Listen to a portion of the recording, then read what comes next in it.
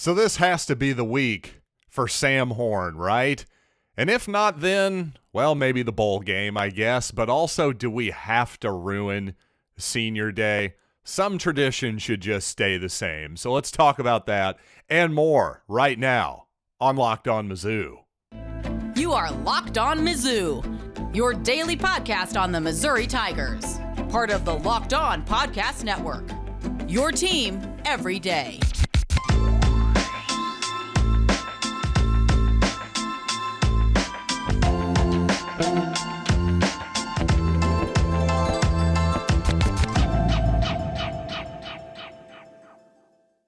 Hey, all you true sons and daughters, I'm John Miller, your Mizzou mafioso and the central scrutinizer of Missouri Tigers football and basketball, your team every day. And, of course, on today's program, we got to talk about the Missouri-New Mexico State football game, which obviously at this point in the schedule, not exactly doing a lot in terms of excitement, but it certainly would be exciting to see Sam Horn take the field at some point in this football game. Now, you might be wondering, hey, Missouri, with its offense, how can you count on the Tigers to really beat any Division I team at this point with certainty? Fair point. And, you know, a 29-point line over at BetOnline right now, I can understand why people wouldn't want to give those points for sure. But at the same time, you really take an honest look at New Mexico State. Despite the fact that they are 4-5 on the season, they have some victories. Well, it just so happens that they've played and beaten some of the absolute worst teams in the country. And by the way, they also themselves are one of the absolute worst teams in the country. Statistically, out of 131 FBS schools, New Mexico State is 125th in offense and 126th in defense. And they're pretty darn mediocre in special teams too. So unfortunately for New Mexico State, not exactly a lot left after that point. So that's definitely why Missouri is the big favorite in this ball game. They're certainly the superior club on paper. At the same time, Missouri's offense has been so skittish and inconsistent at times this season, you do wonder about the game a little bit. But assuming this goes correctly, there's absolutely no reason whatsoever that Sam Horn shouldn't get as much time in this game as possible. If Missouri's up by 21 or more at halftime, give him the entire second half. There's no reason not to. At this point, red shirts don't matter. He's going to preserve his red shirt regardless. Let's see what we have in this kid when real plays and real tackles are actually flying. Now, clearly much has been made about the struggles of the Missouri offensive line this season, but I think it's safe to say that left tackle Javon Foster has been the best member of that offensive line this season. Certainly as a pass blocker in particular, I think Javon's been quite good. The Pro Football Focus numbers back that up, and it is possible that Javon will come back for another season next year. He says he's unsure. Of course, we previously found out Isaiah McGuire, this is going to be his last season at Missouri for sure, and also Chad Bailey is going to come back, the linebacker returning for another season at Missouri. Other news as far on that front, Martez Manuel has announced that he's officially not going to seek another season at Missouri as well. So another note there.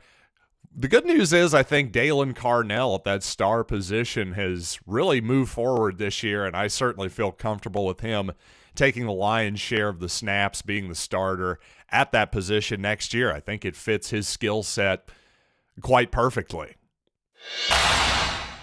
Now, as far as the Missouri injury report this week, not a lot of surprises, the usual names we've seen this season, although notably Tyler Stevens, who has started at tight end for most of this season for the Tigers, is out this week, so we should see more of Ryan Horstkamp, possibly of Chibet Kepiator as well at that tight end position. Just frankly, whoever it is, I would just like to see Drinkwitz make a little bit more of a concerted effort to at least get those guys involved in the passing game. As I've said multiple times before, is there more tried and true play in all of football? If you just want to get 5 or 6 yards, then play action fake, roll to the tight end side, and throw it to him in the flat.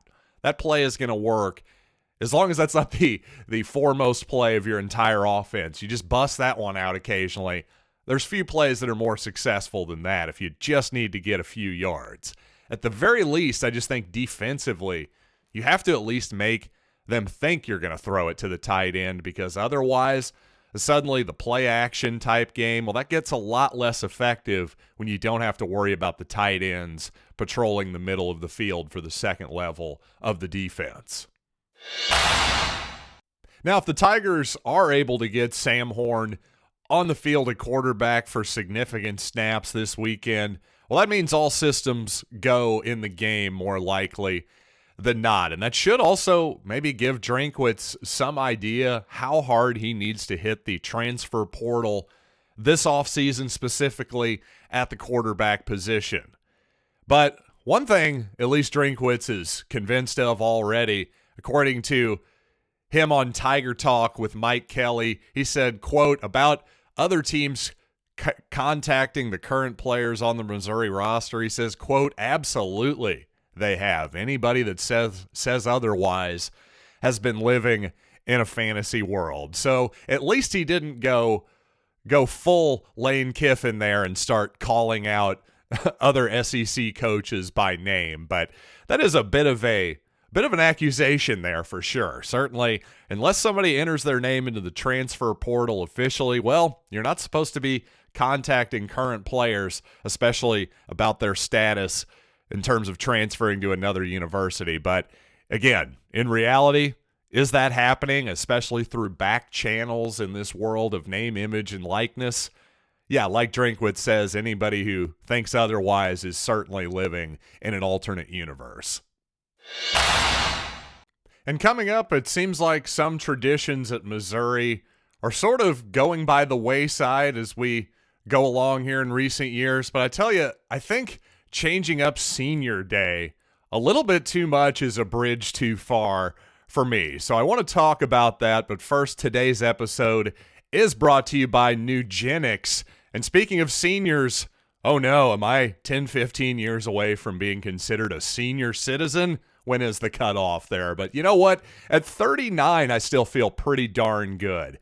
But in order to fight off the effects of aging, I'm taking Nugenix, because here's the thing. You want more testosterone to get you through your workout? Well, here's the deal. If you want that energy to counter the negative physical effects of aging, Nugenix Total T Testosterone Booster with testosterone will help you turn back the clock, re-energize your workouts, and get you better results at the gym to help you look and feel like the man you really want to be. Nugenix Total T is the #1 selling testosterone booster at GNC.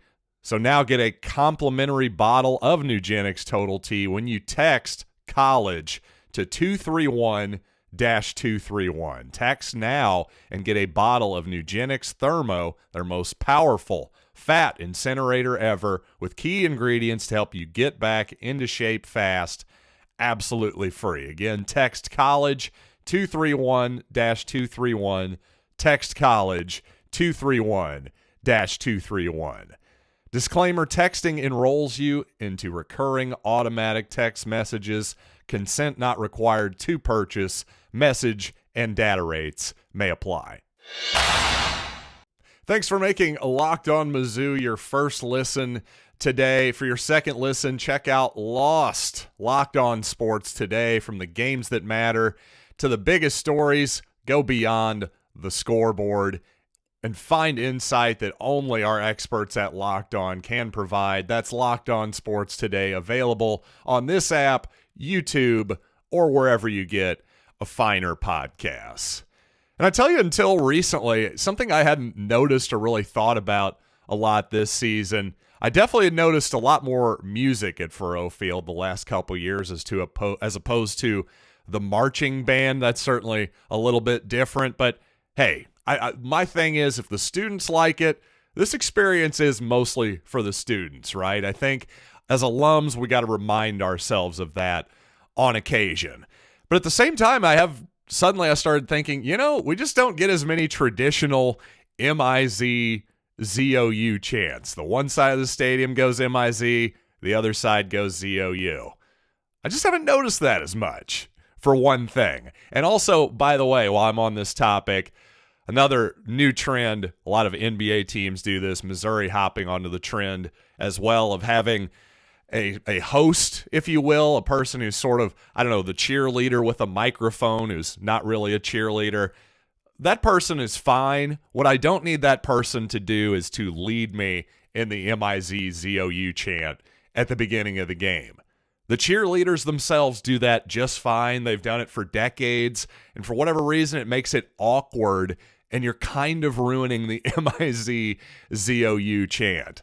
And maybe I am... this is where the alumni part of me and the old townie part of me, for years before I was actually a Mizzou student, I was just a townie who happened to love Mizzou football and basketball. Well, either way, I miss the M-I-Z-Z-O-U chant. Some things can change, but you know what? The really core stuff needs to remain the same. And to me, part of that is senior day. And instead of senior day being the last home game, we're going to do it is the penultimate home game, the one against New Mexico State. So I guess we can avoid distractions against Arkansas or something. I'm sure that's the logic there. Also, of course, for the students who probably are going to be on Thanksgiving break, many of them are gonna leave town for sure and miss this football game. That part I sort of understand, and yet, to me, it should always be the last game at home. Otherwise, what are we doing here? Why didn't we just make senior day against Abilene Christian then? To me, there's just certain traditions that should be traditions, and part of the fun of senior day is the nerves that it creates, is that it brings up all these emotions in the pregame, and yeah, that's a distraction, I suppose. It's also part of the fun and the pageantry and the magic of sports. So you got to see Corby Jones get tears in his eyes when he walked out before he started his last game at Faurot Field. That's a memorable moment, a touching moment for me that has stuck with me for 25 years practically. But I don't know, New Mexico State, is that going to, especially when we still got one more game to go. To me, this is all part of the experience. And also, hey, how about a quick project run play for you?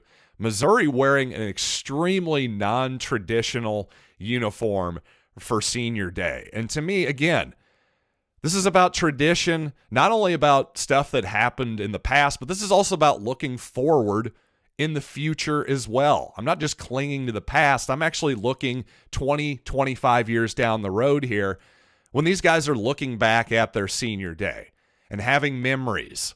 Wouldn't it be more memorable if on senior day, number one, you brought home a victory against Arkansas? I would say yes. But number two, do you want to be wearing a white helmet and white pants and a gold jersey?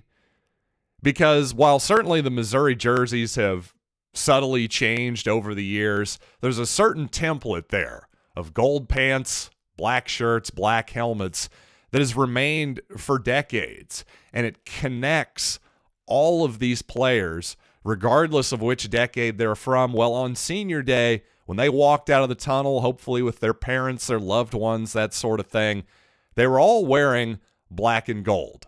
They weren't wearing yellow and white. And again, we can discuss, hey, the alternate uniforms, and that's a whole other discussion. But to me, again, it's senior day. This is the very end of this, hopefully incredible experience you've had, possibly 4 years at the University of Missouri. I just think that I just like when all the guys, yeah, there's going to be changes to the uniforms, but overall they kind of look the same over the years. There needs to be something that binds us all together. That's what part of this whole experience is about. And to me, if you're that worried about a distraction or something in order to get to 6-6 and play in the the Mayo Bowl or whatever it is. I just think you're missing the entire point of the sport. But you know what? That's pretty much on brand for college football these days.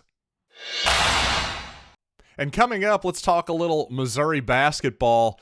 I've noticed some fans out there are really concerned about the Tigers' lack of size when it comes to better opponents in the high majors and, of course, in the Southeastern Conference. I'm not sure how valid that concern really is, though, for the most part. So let's talk about that. But first, today's episode is brought to you by our friends at BetOnline. And, of course, over at betonline.net. As I said before, Tigers still 29-point favorites against New Mexico State. The total sitting at 46. To me, both of those numbers are stayaways this week. Let's not try to be heroes. We've got a nice profit on Missouri so far this year if you've taken my advice. But you know what? We don't have to stay away from everything. Plenty of college football to get in on this week. I'm going against NC State, going Louisville -4. That's one of my picks. But regardless of what you're into, basketball, baseball, the combat sports, auto racing, the whole deal, they've got it for you over at BetOnline, where the game starts. Well, it seems like everybody I talk to about Missouri basketball so far is really, really pleased with the results and just the aesthetic style that Missouri's playing. They're playing a really fun type of basketball, playing up-tempo, sharing the ball. It's just good stuff. It actually just looks like a blast to play on this team right now. But of course, and this is a fair concern for sure, I just see a general lack of concern about Missouri's lack of size, particularly against the SEC and better non-conference opponents, particularly, well, the Kansas Jayhawks come to mind, Illinois, and I think certainly against Kentucky and Oscar Tshiebwe. That's going to be a big matchup issue for Missouri. The Tigers don't really have anybody who matches up with that young man well. But I will say that Tshiebwe in modern college basketball is a bit of an outlier. He's a guy who does a lot of his damage with his back to the basket. And in general, that's just not the type of player that is going to really hurt Missouri. That player just doesn't really exist. In general, teams have moved away from back to the basket offense in the post for a number of different reasons. Number one, statistically, well, the stats will tell you that that isn't all that efficient of a shot. But I also think that as a guy who used to play with his back to the basket quite a bit back in the day, I will tell you that some of that is a bit of a self-fulfilling prophecy. For years, guys have eschewed learning how to play with their back to the basket, and, well, now you've seen the results. Nobody really has any post moves anymore for the most part. Again, there are exceptions to that rule, like Kentucky's Oscar Tshiebwe, but even looking at the Kansas Jayhawks roster at the moment, I'm not seeing a traditional back-to-the-basket offensive player that is worrying me. Certainly, if you think about Arkansas, we're familiar with Trevin Brazil, right? He's a tall guy, an athletic guy, but it's not as though Arkansas is going to throw him the ball on the block and tell him to make something happen. The real concern from Missouri is rebounding and just defense in general. If the Tigers can be better, honestly, at cutting off penetrations, not getting lost on switches, making sure they're finding guys on the three-point line and just making sure they get back in transition defensively, just hustle and just togetherness is what they really need. Sure, they're never going to be a great interior defensive team, a great shot blocking team, aside from maybe Aiden Shaw. We'll grow into that at some point. But to me, the Tigers can actually just play better perimeter defense. Listen, they can make up for getting hurt on the boards a little bit as long as they continue to be a top 30 type of offense, in my opinion. If their defense can get just closer to being on that level as their offense, now suddenly you've got a really, really good team. It's never going to be a great rebounding team, and that bit of limited upside is probably going to cap their upside too. This team isn't going to win the SEC or anything, but can they make the NCAA tournament if they just guard the perimeter a little bit better? Yeah, absolutely. I think they can. And by the way, I think the students have done a great job of showing up so far this season. I think the move by the athletic department to require a certain amount of games attended to get tickets to Kansas was a really good move, giving priority points, whatever exactly the system is. The point is, hey, they're encouraging people to attend these games as students, these early games, and fortunately, well, the Tigers have given them reason to keep showing up, and I think the townies, the regulars, the alums, the non-students have been a little bit slow to show up so far, which is to be expected at this point in the season, especially for midweek games, Sunday afternoon games against opponents that aren't that great. Listen, just give it time. I've said it before and I'll say it again. Missouri fans know what good basketball looks like. If the Tigers keep playing good basketball, and I have no reason to believe that they won't, people are going to show up once SEC time comes, and certainly the Kansas game is going to be a sellout. Certainly you're going to see tons of interest and bragging rights, and once January rolls around, I really think people are going to be psyched to go watch this team in person. So with all that being said, thanks again for making Locked On Mizzou your first listen. For your next lesson, check out Locked On Sports Today for the big stories, instant reactions, and the take of the day, available on Odyssey, YouTube, or wherever you get podcasts. So until next time, I'm John Miller, and thanks for listening to Locked On Mizzou.